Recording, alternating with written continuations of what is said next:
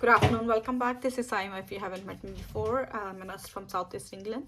In today's video, I'm going to share about the job, about the duties of a healthcare support worker. If you are someone new or you're going to work in the care home or the NHS, these are the jobs that you will be doing. Okay, so just be prepared and mindful of your duties if you are going to work as a healthcare support worker here in the UK.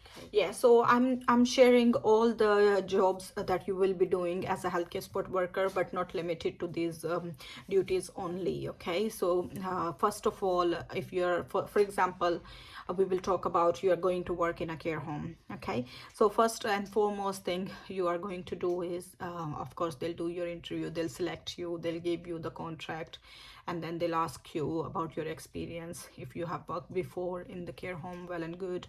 If you have worked as a nursing assistant or okay as a healthcare support worker before, they'll be very helpful. If not, even you work in the NHS, or whether you work in the NHS or you work in a care home, you will be given the training.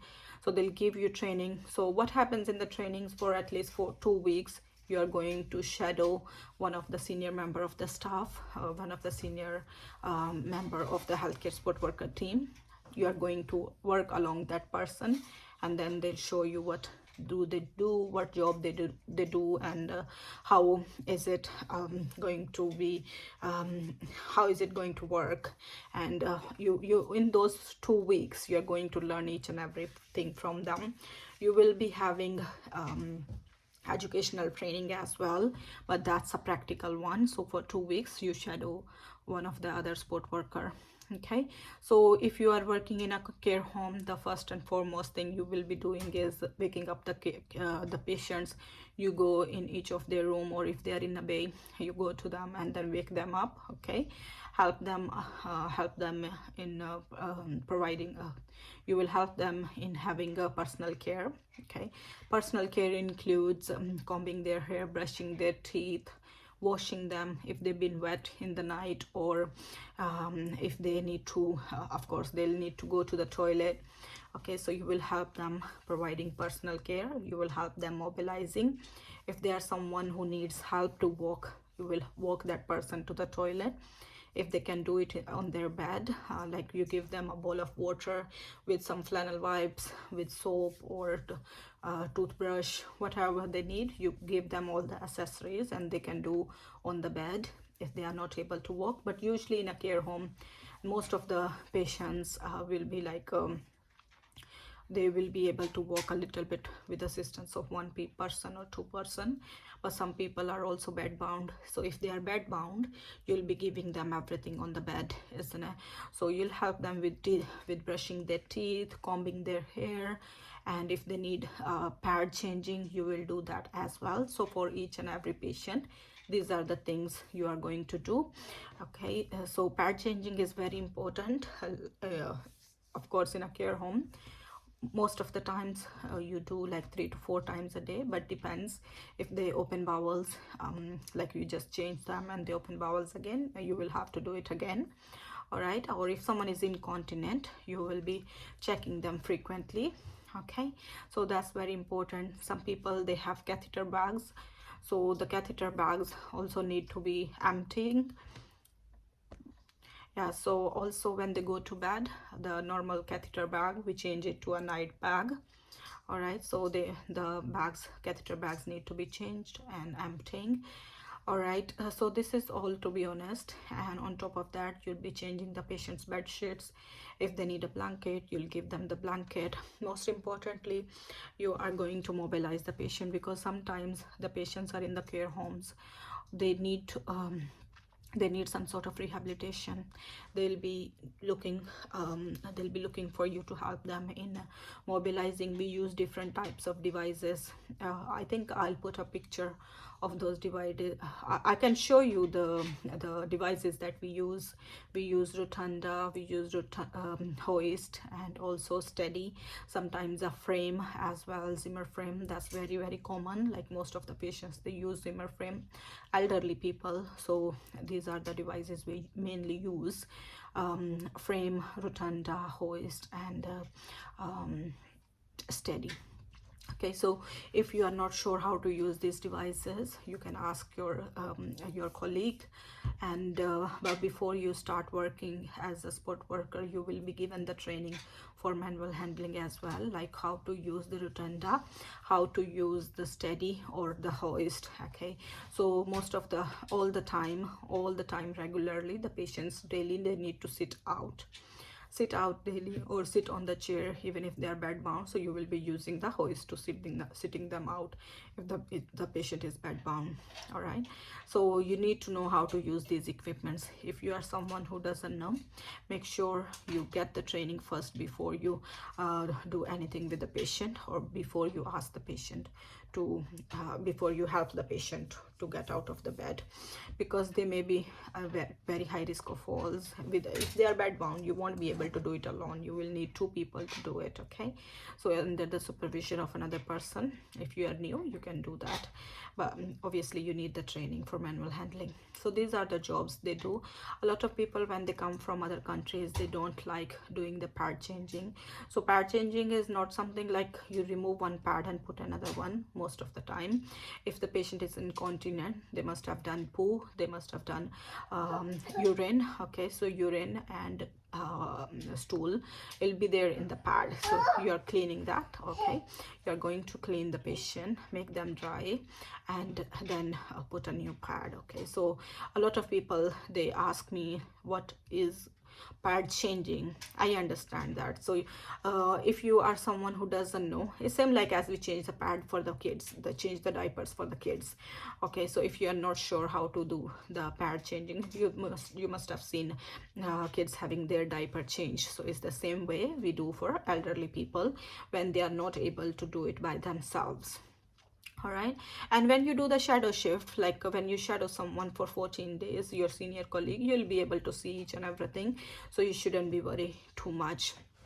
What are the things that you shouldn't be doing? Okay, if someone healthcare support, if a patient asks you about their medications, so you shouldn't be someone who is giving the medication because you don't know about the medicines. All right, do not answer yes or no.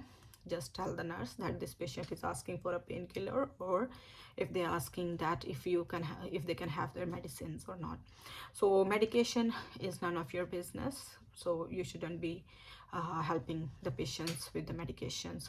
If the patient is taking by themselves, it's fine, but if they need help, tell your nurse. Right, so most important thing at the end, when you are done with the personal care, when you change the pad or when you mobilize the patient, please don't forget to do your documentation, because documentation is very important. Write it down. Okay, you need to be very mindful of doing your documentation. Same applies to the NHS. When you walk a patient to the toilet, write it down. If they did a wee, if they pass urine, you need to write it down.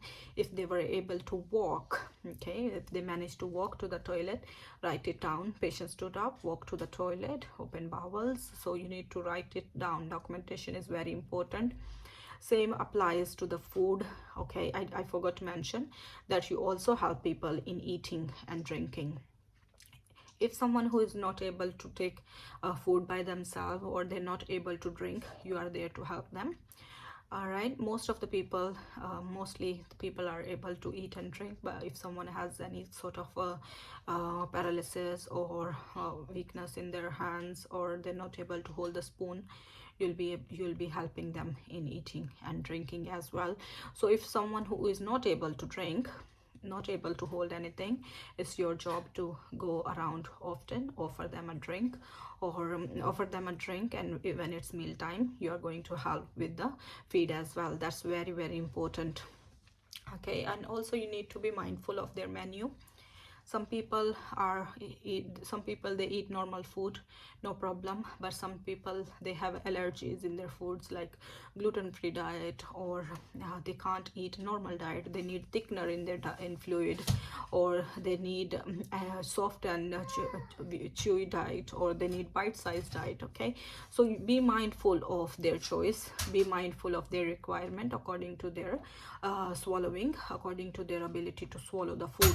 So you, as a sport worker, when you take menu, make sure that you know what you are offering. Sometimes if the patients are confused, they are not able to tell, they'll you ask them, do you want vegetables, and they say yes, but when you see on the handover, they're not able to have the vegetables, they're only taking puree diet. Okay, so if you have ordered the vegetables will come, and patient will not be able to have any other meal. But yeah, sometimes the kitchen staff, they're very good, they'll ask you to wait, but they'll give you the menu that is required. So yeah, be mindful of what you are ordering for them. As a sport worker, it's your job, when you take the menu, do it correctly and according to the requirement of the patient. Okay, so these are the jobs for the healthcare support worker.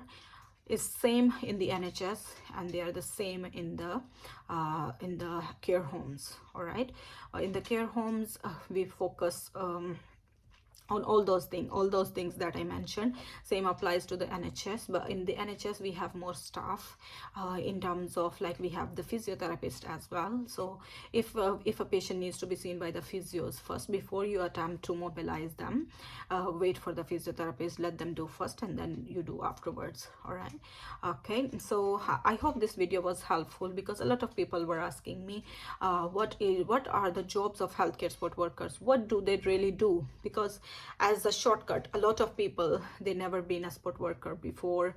When they come here, they are on a study visa or any other sort of visa, they want to do part-time jobs. So if you know these jobs, or you are interested to get a job, it's easy to find a job in the healthcare sector than the other industries. For example, in the supermarkets, in the shops, it's hard to get a job. So the most available job, or they hire you like pretty quickly, will be the NHS or the care homes, which is very suitable for the students.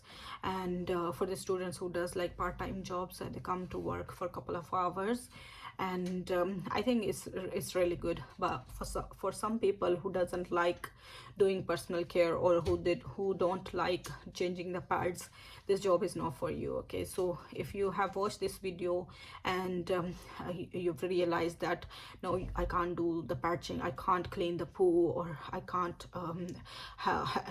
help female patients or something like that, just be careful, and before you apply, think about these ones, because these are the jobs, these are the duties you will be doing on daily basis.